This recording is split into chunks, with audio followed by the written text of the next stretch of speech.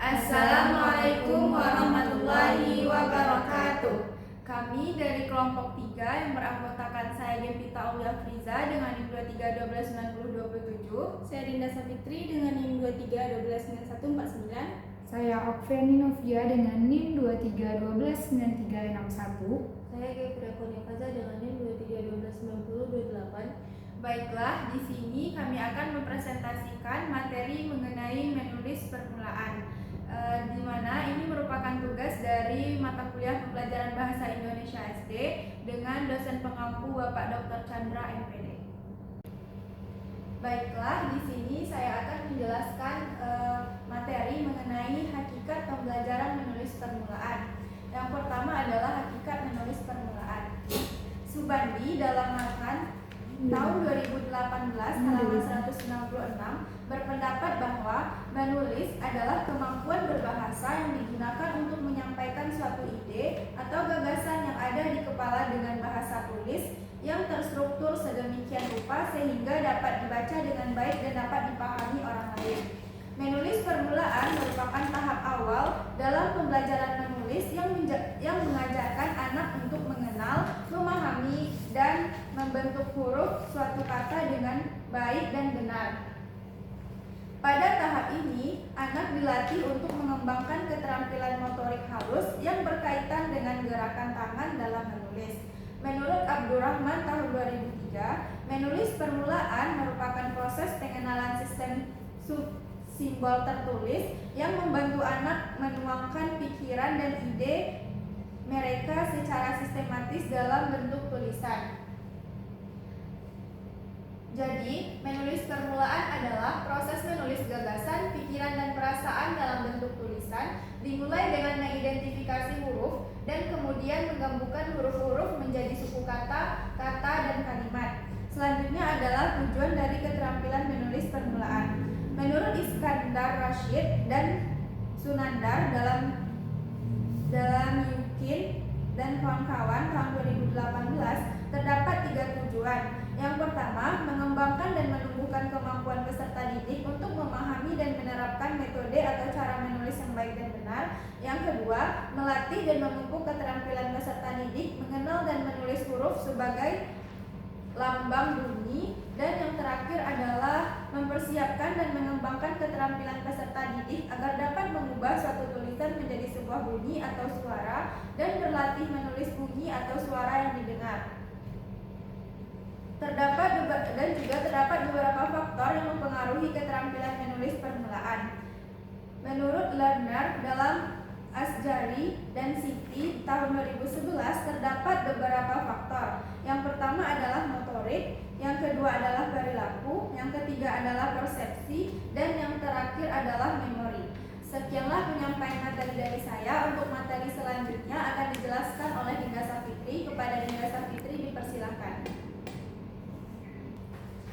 Baiklah, saya Dinda Safitri akan melanjutkan materi mengenai tahapan menulis permulaan.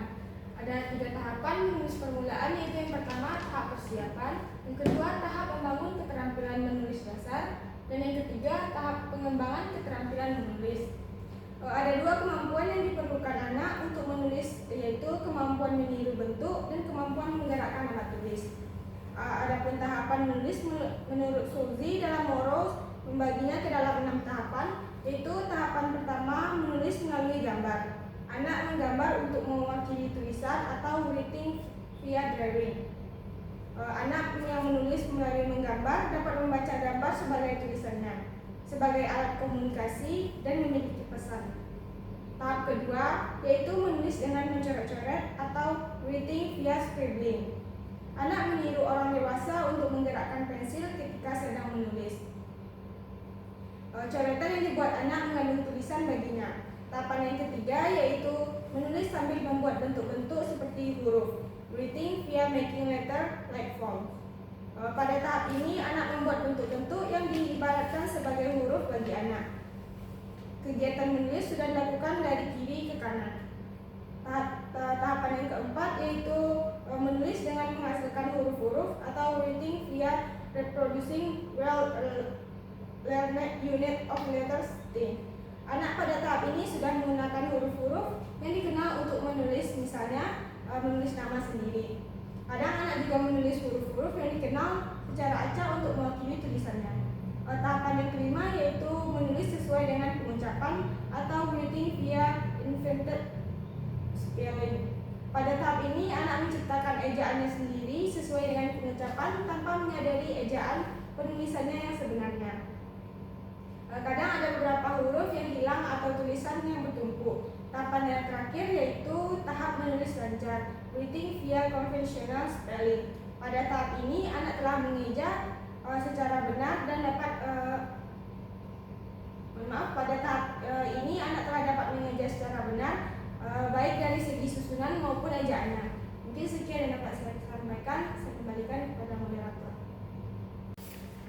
Baiklah, terima kasih kepada Dinda Safitri.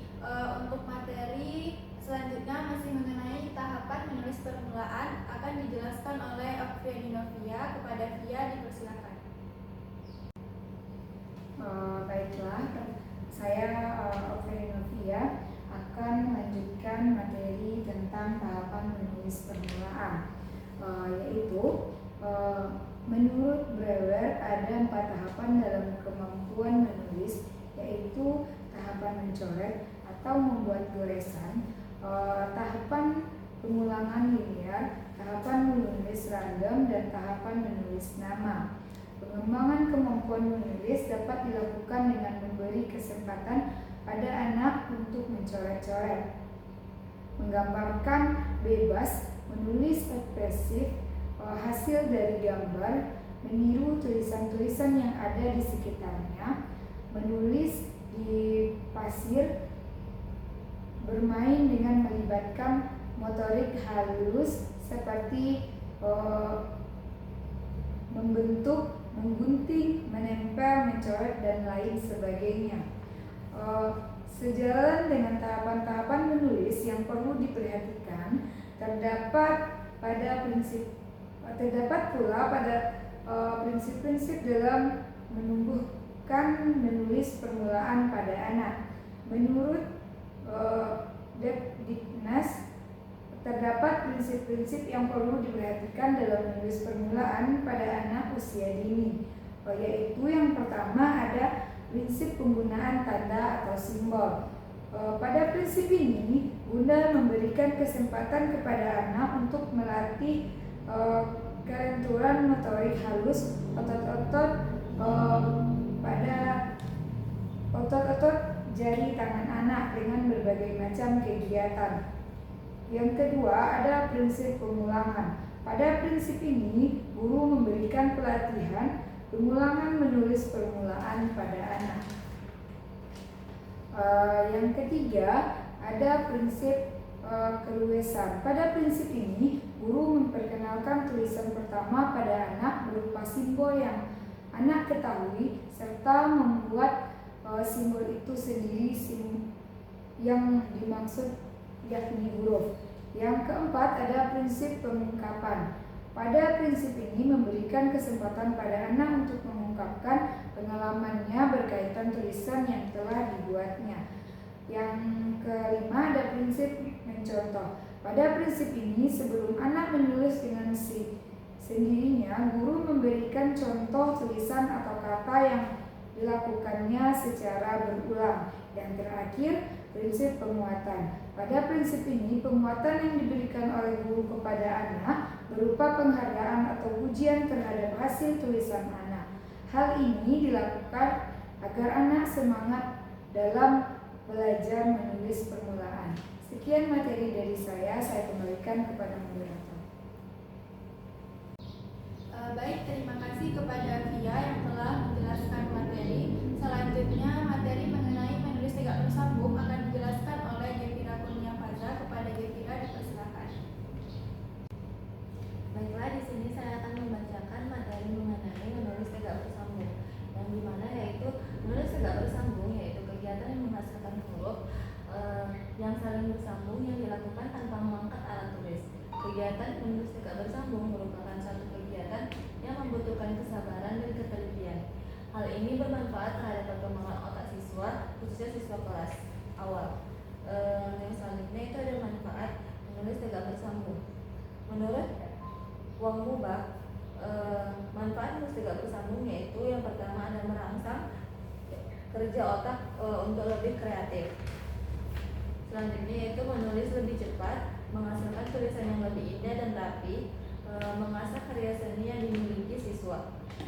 Sedangkan menurut Kurniawan terdapat 3 manfaat menulis tegak bersambung yaitu merangsang perkembangan motorik, menulis lebih cepat, menghasilkan tulisan yang lebih indah dan rapi. Selanjutnya itu ada tujuan. Menurut Abdul Rahman, tujuan menulis huruf tegak bersambung yaitu tulisan sambung memudahkan siswa untuk mengenal kata-kata sebagai satu kesatuan. Menulis tegak bersambung tidak memungkinkan menulis terbalik. Selanjutnya menulis tegak bersambung lebih cepat karena tidak ada gerakan berhenti tiap huruf. Yang terakhir yaitu tahapan. Menurut Ghazali, tahap menulis tegak bersambung diajarkan dari tingkat paling sederhana sampai ke tingkat yang lebih kompleks. Tahapannya itu yang pertama, siswa diajarkan bagaimana cara menulis bentuk huruf tegak bersambung. Yang kedua yaitu siswa diajarkan cara menulis kata dengan menggunakan huruf tegak bersambung. Yang ketiga, siswa dilatih untuk menulis kalimat dengan menggunakan huruf tegak bersambung. Baiklah, sekian materi yang dapat saya sampaikan. Saya kembalikan ke moderator. Demikianlah penyampaian materi dari kelompok kami. Mohon maaf jika terdapat kesalahan dan kekurangan. Kami akhiri. Assalamualaikum.